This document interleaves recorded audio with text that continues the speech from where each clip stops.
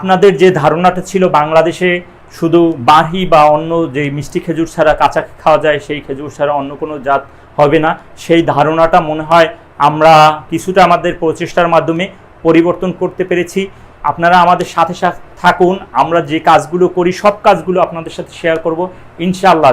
বিশেষ করে আমার ম্যাক্সিমাম ফলোয়ার যারা 25 থেকে 35 এইজের, যারা নতুন উদ্যোক্তা হিসেবে কাজ করতে চায়, স্বাবলম্বী হতে চায়, নিজেরা কাজ করতে চায়, বেকার, আমাদের প্রচেষ্টার মাধ্যমে ইনশাআল্লাহ আমাদের বাংলাদেশের আবহাওয়ায় সব ধরনের খেজুরই আমরা চাষ করতে পারবো।